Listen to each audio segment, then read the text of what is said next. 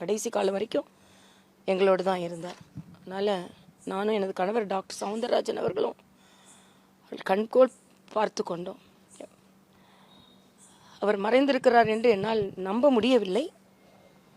அதனால் அவரை 93 வயதாவது பிறந்த நாளையும் கொண்டாடினோம். அவருக்கு இறுதி சடங்கு 5 மணிக்கு இறுதி ஊர்வலம் கிளம்பி விருகம்பாக்கம் இடுகாட்டில் நிறைவு செய்கிறோம். நிறைவான வாழ்க்கை வாழ்ந்தவர். கடைசி காலத்தில் கூட தமிழக மக்களுக்கு வாழ்த்துக்களை சொல்லுங்கள் என்று எங்களுக்கு எப்பொழுதுமே அறிவுரை சொல்லி எங்களை வளர்த்திருக்கிறார். நேரடியாக தந்தை என்று இருந்ததை விட நாட்டுக்கு ஒரு தொண்டன் என்ற வகையிலேயே அவரது வாழ்க்கை இருந்திருக்கிறது. உங்கள் அனைவரின் சார்பிலும் உங்கள் சகோதரியாக அவரின் ஆன்மா சாந்தி அடைய வேண்டும் என்று பிரார்த்தித்து, ஒரு நல்ல மனிதர், நேர்மையான மனிதர், அரசியலுக்காக எந்த வகையிலும் தனது கொள்கையை விட்டு கொடுக்காதவர், நேர்மையை விட்டு கொடுக்காதவர், கடுமையான உழைப்பாளி, நல்ல பழக்க வழக்கங்களை உள்ளவர்.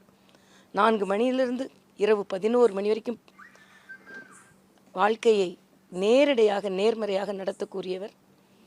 படிப்பாளி, 2 MA படித்திருக்கிறார். அந்த காலத்திலேயே புத்தகங்கள் தான் அவரது வாழ்க்கை. ஆக அப்படிப்பட்ட அப்பாவை இழந்து தவித்து கொண்டிருக்கிறேன். போய் வாருங்கள் அப்பா. அடிக்கடி